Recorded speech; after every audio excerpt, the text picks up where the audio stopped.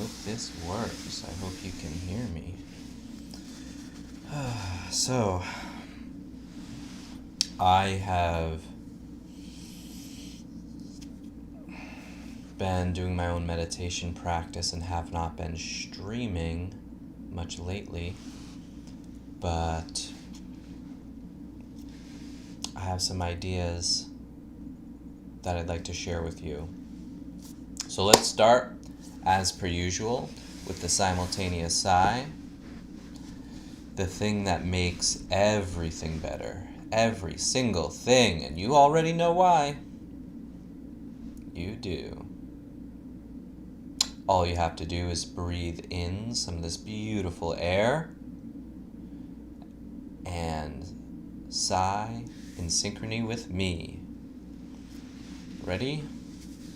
3, 2, 1.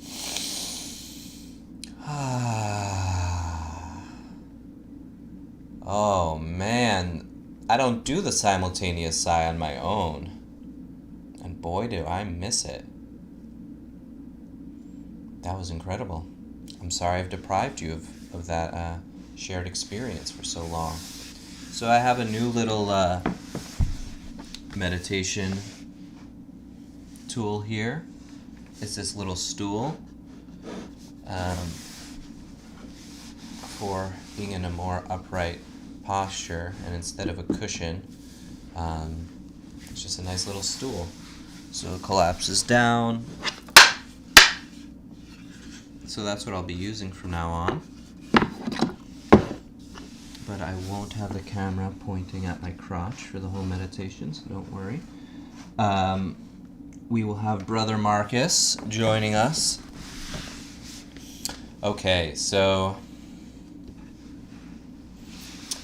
I am going to start engaging personally with the ecology of practices, the meditation practice that is suggested by John Vervaeke in his After Socrates lecture series. It has become very obvious that this is a perfect opportunity for me to embrace and amplify a practice that is precisely what the intended purpose of this channel is, which is to exercise mindfulness meditation, come into present moment awareness, and then switch over to some contemplative practice. So if you aren't familiar with John Vervaeke, now's a great time. Go ahead and go over to his YouTube channel, and I would recommend watching episode 1 of his After Socrates lecture. So I will begin the meditative practice now. Vervaeke does such a good job of explaining and describing it that you can get that from him. I don't want to reproduce what he does. I just want to engage with it and to kind of transform it into just the practice. So I'll start. Get into your meditative posture. Your rear elevated on something so that you're comfortable.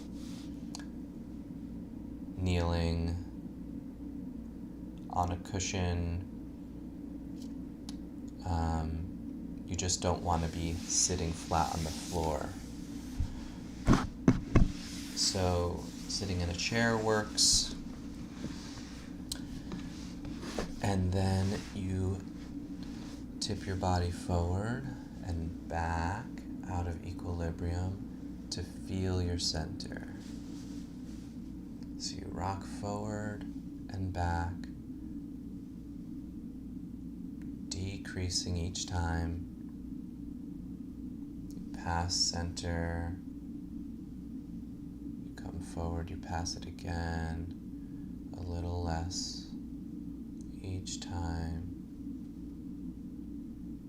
Just feeling where that center is and arriving at it.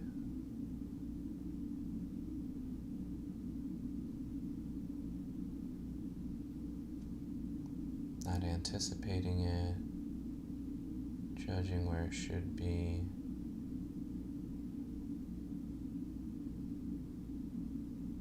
Just finding it by feeling. Now you can do the same from side to side.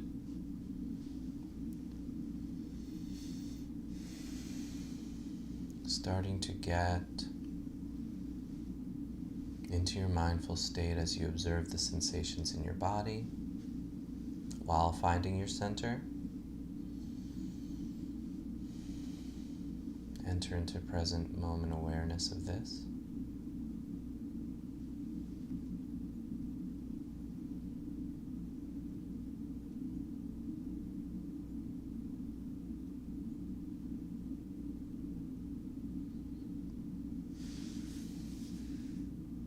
Once you arrive at your center,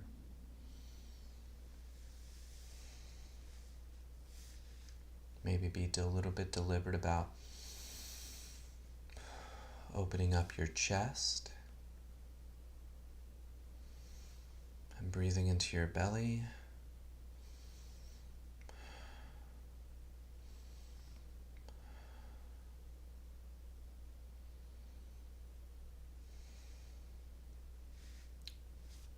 Lift your arms up. Make sure they're nice and loose and relaxed and gently resting where they fall, what's comfortable.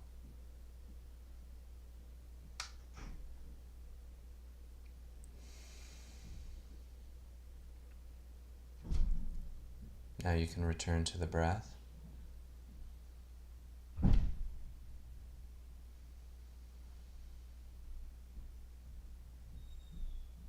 And meditate.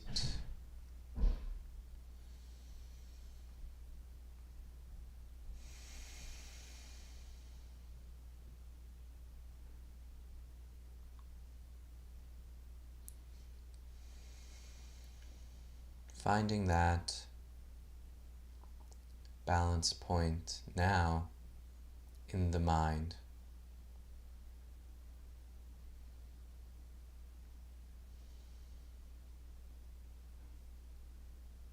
That raw, authentic experience of the present moment.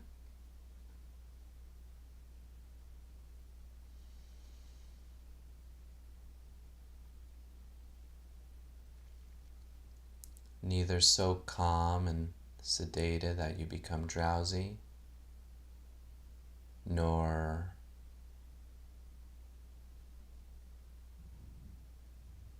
so awake and alert that your mind's noisy.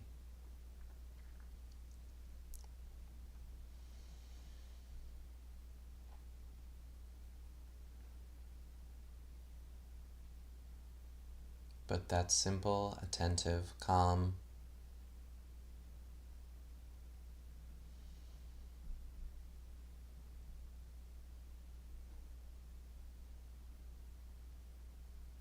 that keeps you here and now,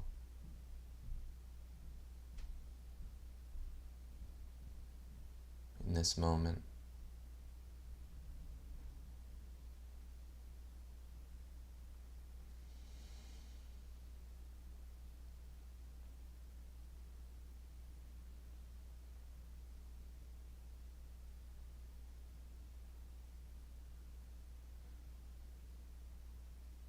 Use your visual stimuli of your eyes being open or closed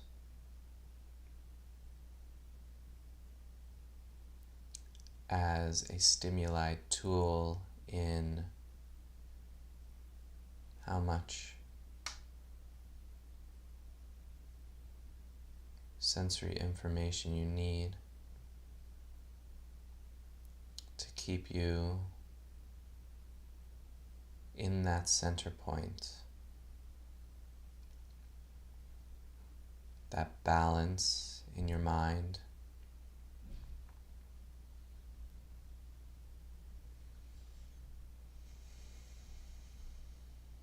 where you neither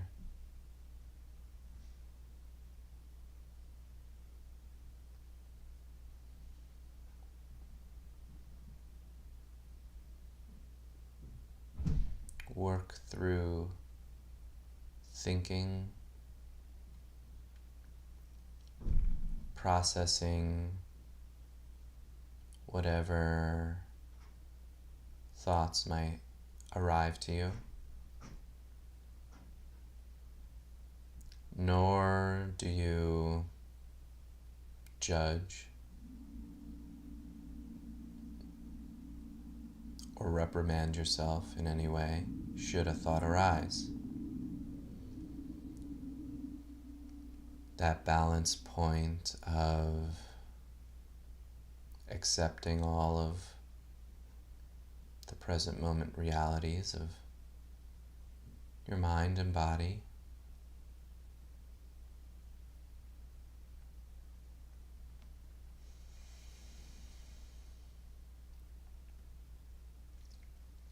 holding the sensory inputs of the body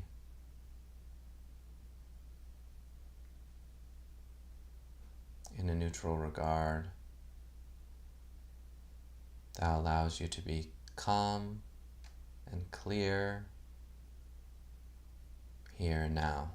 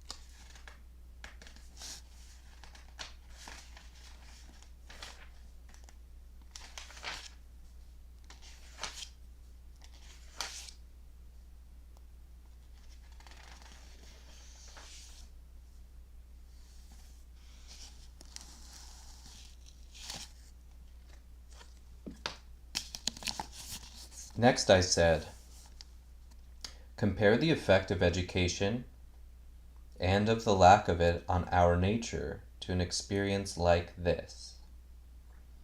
Imagine human beings living in an underground cave-like dwelling with an entrance a long way up, which is both open to the light and as wide as the cave itself.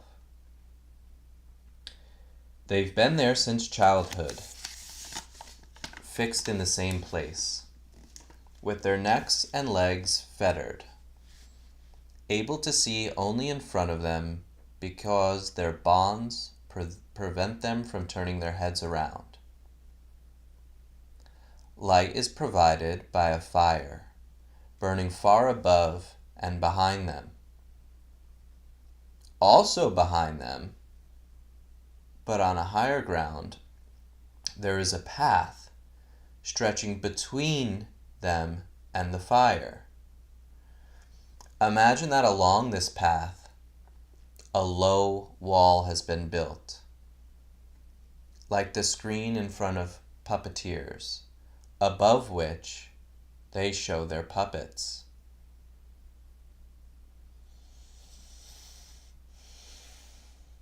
I'm imagining it.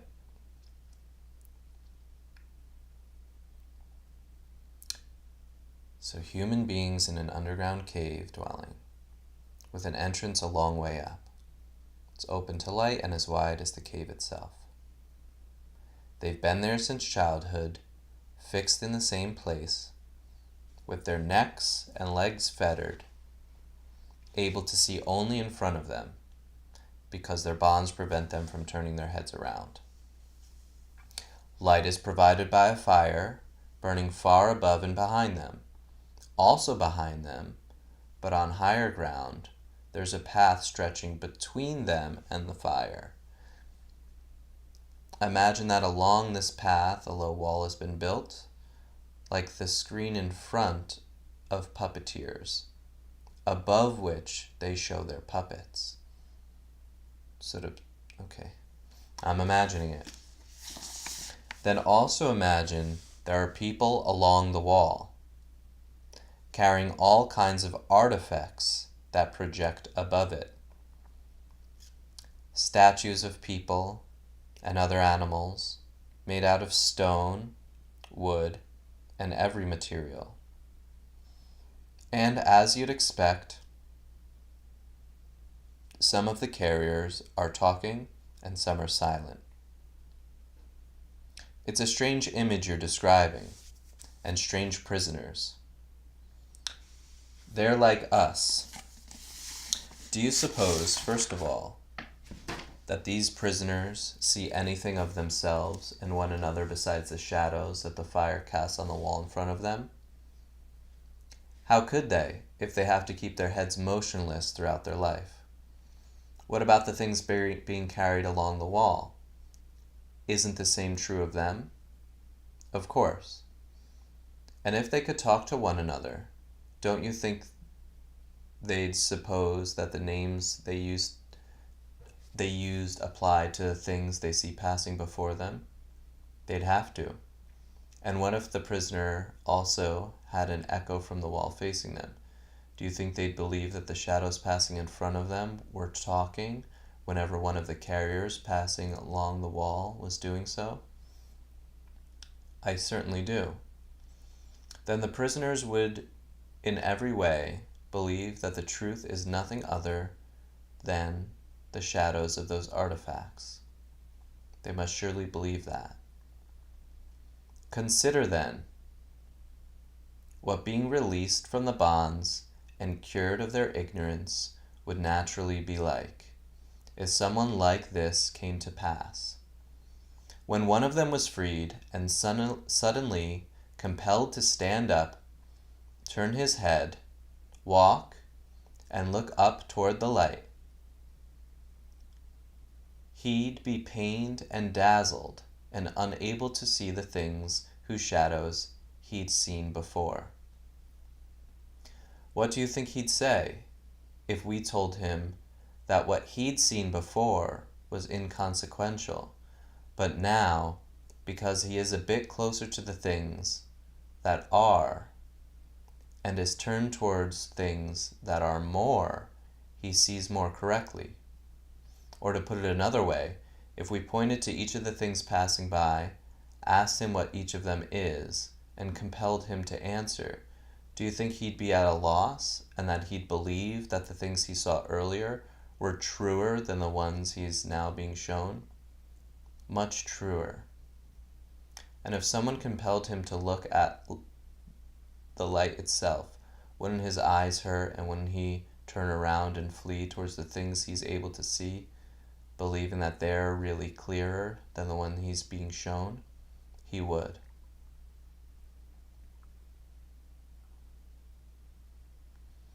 And if someone dragged him away from there by force, up the rough, steep path, and didn't let him go until he had dragged him into the sunlight, wouldn't he be pained and irritated at being treated that way?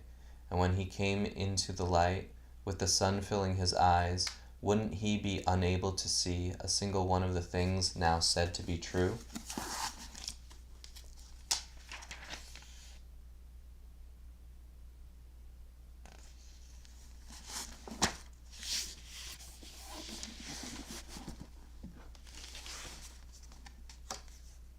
That's the beginning of an excerpt known as Plato's Allegory of the Cave. It is in Plato's Republic, Book 6.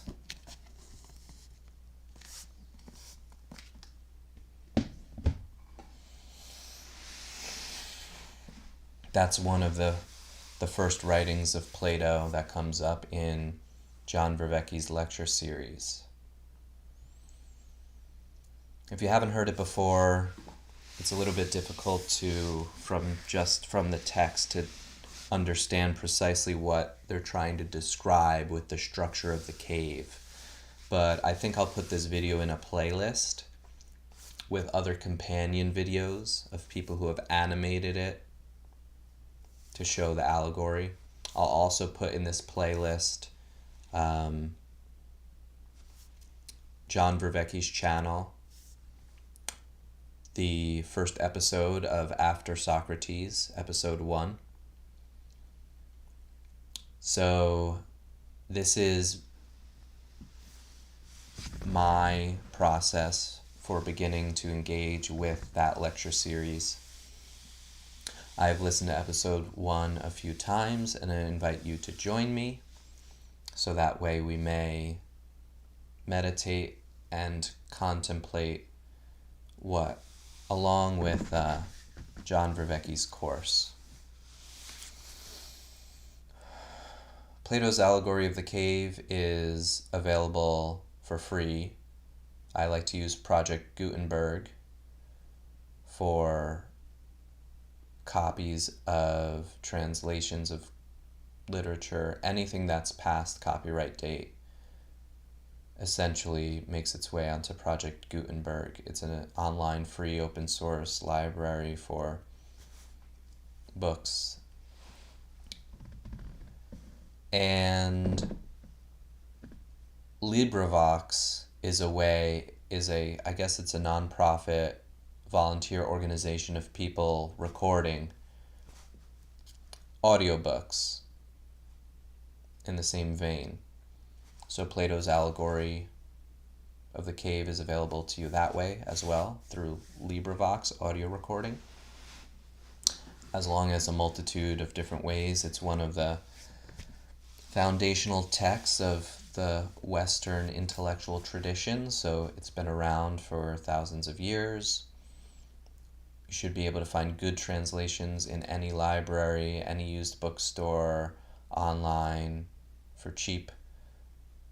Follow along in John Vervaeke's lectures with me as he recommends and guides us through readings and ecologies of practices such as meditation.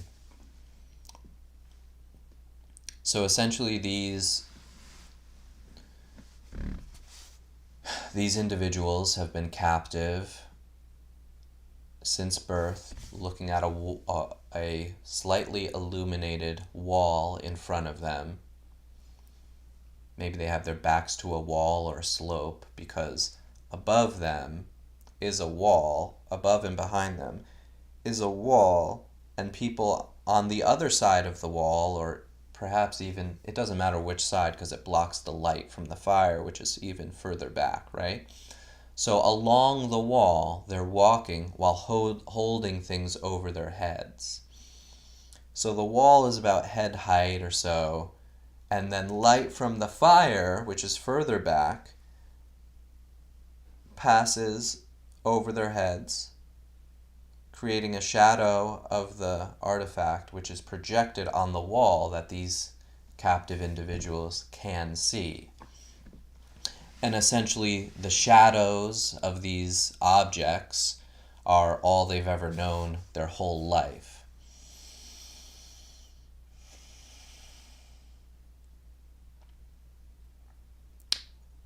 So Plato uses these prisoners as an allegory for a captive audience who has a very limited perception and experience that keeps them ignorant of the nature of reality. So that's who these prisoners are.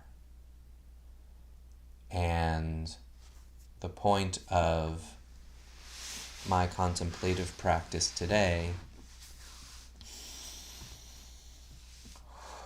is to give this idea, this particular specific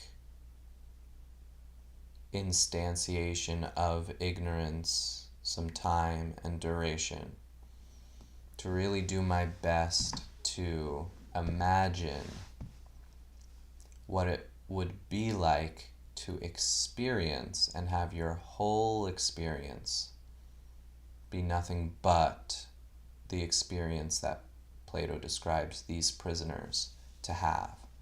So that's what I'll do now in my own imagination, and I invite you to also do that. Just spend some time trying to be in that position, the position of those prisoners.